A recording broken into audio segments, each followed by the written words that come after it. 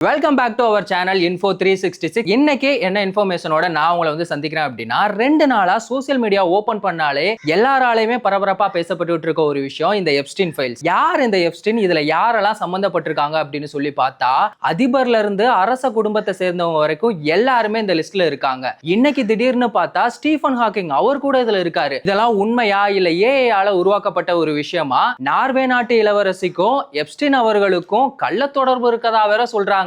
Actually என்ன நடந்துச்சு, இத பத்திலாம் நீங்க முழுசா தெரிஞ்சுக்கணும் அப்படின்னா வீடியோவை ஃபுல்லா பார்க்கணும்.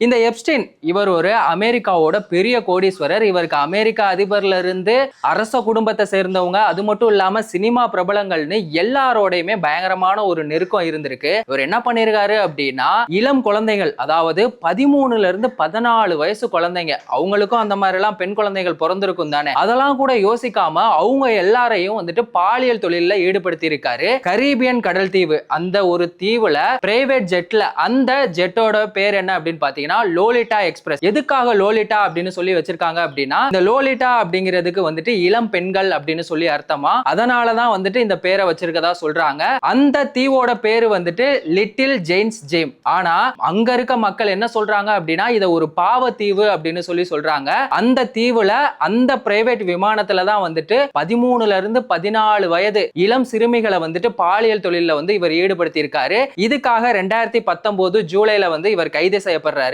இவரு கைது செய்யப்பட்ட ஒரு மாதத்திலே, அதாவது ஆகஸ்ட் மாதத்திலே வந்துட்டு ஒரு சில பேர் என்ன சொல்றாங்க அப்படின்னா, இவர் வந்து தற்கொலை பண்ணி இறந்துட்டாரு அப்படின்னு சொல்லி சொல்றாங்க. இன்னொரு பக்கம் இந்த எப்ஸ்டீன் ஃபைல்ஸ் வந்து வெளியே வந்துச்சுன்னா நம்ம எல்லாருமே மாட்டிடுவோம் அப்படின்னு சொல்லிட்டு இவரை வந்துட்டு அடிச்சு கொலை பண்ணதாகவும் சொல்றாங்க. மர்மமான முறையில இறந்து போனதாகவும் சொல்றாங்க.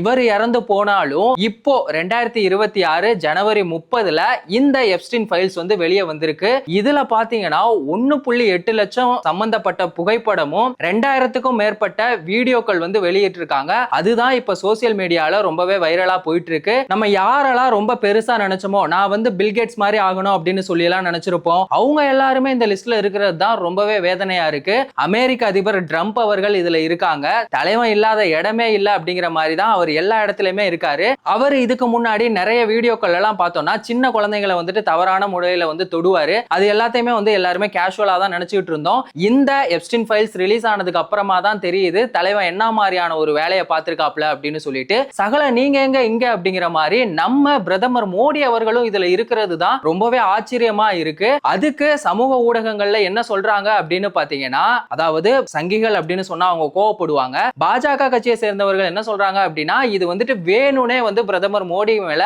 அவதூறு பரப்புறதா அவங்க சொல்றாங்க.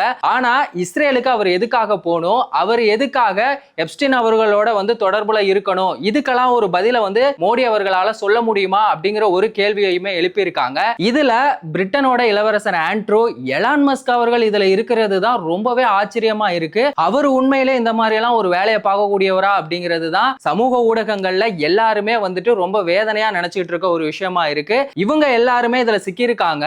ஆனா கொடுமையான ஒரு விஷயம் என்ன அப்படின்னு பாத்தீங்கன்னா, ஸ்டீஃபன் ஹாக்கிங் அவர் என்னடா பண்ணுவாரு, அவரெல்லாம் நாங்க வந்துட்டு ஒரு மோட்டிவா ரோல் மாடலா நினைச்சிட்டு இருக்கோம், அவர் வந்து இதுல சம்பந்தப்பட்டிருக்காரா அப்படிங்கிறது தான் எல்லாருமே கேட்டுட்டு இருக்க ஒரு கேள்வியா இருக்கு. அவர் வந்துட்டு ஒரு பீச்ல அவருக்கு சைடுல 2 பொண்ணுங்க இருக்க மாதிரி ஒரு போட்டோ ஒன்னு சோசியல் மீடியால வைரலா போயிட்டு இருந்துச்சு. ஆனா அது வந்து உண்மை கிடையாது, அது ஏஐ மூலமா உருவாக்கப்பட்ட ஒரு விஷயம். இந்த ஏஐ என்னைக்கு வந்துச்சோ அன்னையில இருந்து எது ரியல் எது ரீல் அப்படிங்கறதே தெரியாம போயிடுச்சு. இந்த ஏஐ ஆல பல குடும்பங்கள் வந்து நாசமா போச்சு. அந்த மாதிரி ஏஐ ஆல தான் இந்த போட்டோ வந்து உருவாக்கி இருக்காங்க. அது மட்டும் இல்லாம போதும் போதும் லிஸ்ட் ரொம்ப பெருசா போகுது அப்படிங்கிற மாதிரி இந்த லிஸ்ட்ல வந்துட்டு ஏகப்பட்ட பேர் இருக்காங்க.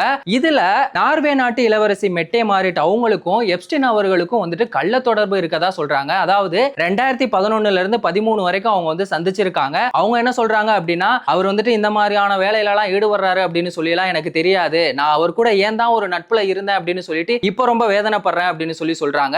இன்னொரு பக்கம் என்ன அப்படின்னா, இந்த நார்வே நாட்டு இளவரசியான மெட்டே மாரிட் இவங்களோட பையனோட பேர் வந்து மரியாஸ். அவர் வந்துட்டு 2024ல வந்து கைது செய்யப்படுறாரு. அவரோட கேஸும் எப்ஸ்டீன் இவங்க 2 பேரோட கேஸும் ஒரே நேரத்துல வெளியானதுதான் இப்ப ரொம்பவே பயங்கரமான சர்ச்சையா இருக்கு. அவர் வந்துட்டு காதலிச்ச ஒரு பொண்ணை வந்து ரொம்பவே டார்ச்சர் பண்ணிருக்காரு. அது மட்டும் இல்லாம போதைப் பொருளுக்கு அடிமையான ஒருத்தராவும் அவர் இருந்திருக்காரு. அதனால இப்போ இந்த விஷயம் வந்து ரொம்பவே பரபரப்பா பேசப்பட்டுக்கிட்டு இருக்கு. இந்த எப்ஸ்டீன் ஃபைல்ஸ்ல சம்பந்தப்பட்டவங்களுக்கு தகுந்த நடவடிக்கை எடுப்பாங்களா அப்படிங்கிறது ஒரு கேள்விக்குறிதான். ஏன்னா சமூக ஊடகங்கள்ல இத பத்தி எந்த ஒரு நியூஸ்லயுமே அவ்வளவா யாருமே பேசல. ஏன்னா மறதி அப்படிங்கிறது ஒரு தேசிய வியாதி. இன்னைக்கு இத பத்தி பேசுவோம், இன்னொரு 2 நாள் ஆச்சுன்னா வேற ஒரு கண்டென்ட் வந்துரும், அதுக்கப்புறமா அதை பத்தி தான் பேசுவோம். அதுவும் இல்லாம இதுல சம்பந்தப்பட்டிருக்க எல்லாருமே வந்துட்டு சாதாரணமான ஒருத்தவங்க இல்ல. சாதாரணமான ஒருத்தவங்க அப்படின்னா அவங்களோட வாழ்க்கையை வந்துட்டு சீரழிச்சிருவாங்க. இதே விஐபிகள் அப்படின்னா அவங்க எப்படியும் வெளியே வந்துருவாங்க, அவங்க மேல எந்த ஒரு நடவடிக்கையுமே எடுக்க மாட்டாங்க.